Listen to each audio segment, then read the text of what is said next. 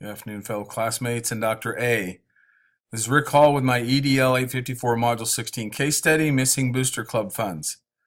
Funds are obviously missing. There are clear suspicions, and there is motive and opportunity. So let's look into the case file. Category 1, what do I know? Mr. Stevens is a principal at George Washington Middle School. He has no assistant and relies heavily upon parent volunteers for supervision. Mrs. Alice Bowman has requested PTA funds to send her daughter to the National Cheerleading Competition in the amount of $798.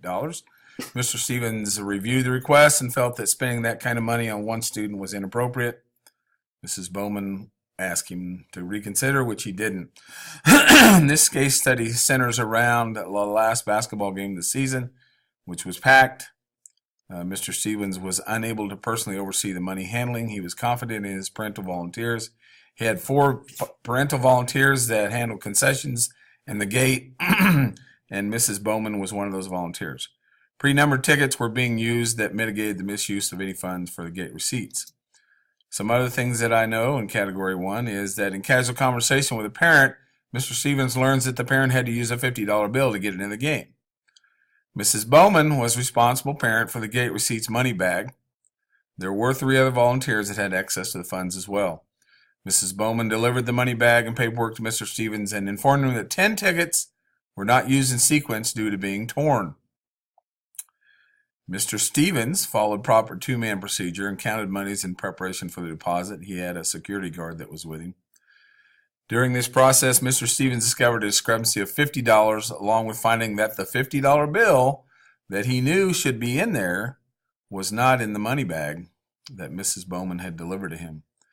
$50 is the exact amount of the missing or mutilated tickets. Identifying the problem of the missing funds, of course, $50 is missing. Mrs. Bowman, initially, you would jump to your conclusion that Mrs. Bowman had both motive and opportunity, and it was obvious that 2-man control of the funds were lost at some point in the process due to the missing funds. Category 2, an action plan. First thing I would do as an administrator, I'd recount the money to make sure that there is actually $50 missing. I would not deposit it so that I would have other people in the district also recount the money and verify that the $50 is missing as well. I get written documentation from the security guard about the incident and everything that he saw. I get a written statement from the parent who used the $50 bill to get in. I would try to locate the destroyed or mutilated tickets. And then I would schedule a meeting with Mrs. Bowman, the 3 other parent volunteers that were there that night, PTA leadership, the security guard, and the parent who paid the $50 bill. In this situation, you lay out the issue of the group and you seek comments and try to discover where the 2-man control of the monies happened. Of course, the person's not going to jump out and say, oh, I took the $50, but you've got to just go at it with very kind of kid gloves and try to establish the point in which 2-man control was lost when the handling of the funds. Issue resolution, Category 3. It's important to identify the exact point at which the funds were not in 2-person control. That might lead you to who may have taken the money. You need to make changes in the process to make sure that the opportunity for this to happen in the future does not happen. The bottom line here is that Mrs. Bowman, everything points to Mrs. Bowman, but it may be impossible to prove, even though she may have had opportunity and motive. You can't just throw accusations out. You can't have a meeting that says, Mrs. Bowman, I knew you took the money. That's going to cause you more headaches than things get solved.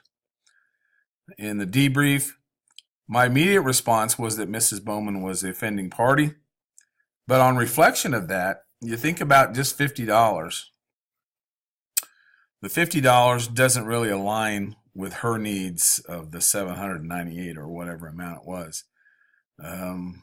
You need to not pass judgment, because making accusations without proof could offend Mrs. Bowman and hurt relations with the PTA group, because it absolutely is possible that one of the other 3 volunteers took it. So you need to be real careful about what you do.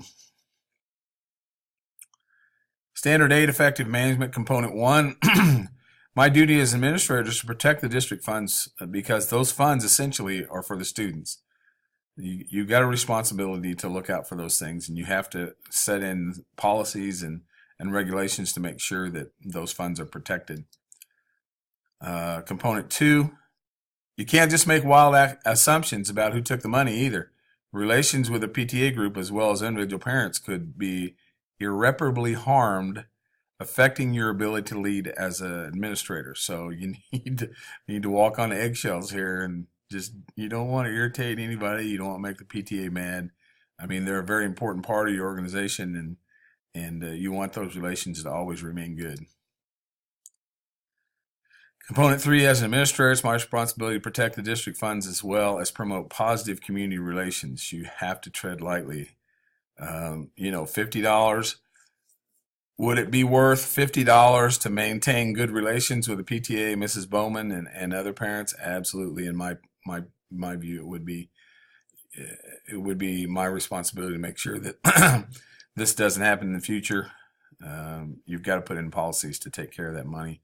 But gosh, you got to be really careful about stepping on people's toes and making wild accusations. More often than not, a school leader has made an enemy of a parent, and it just gets ugly.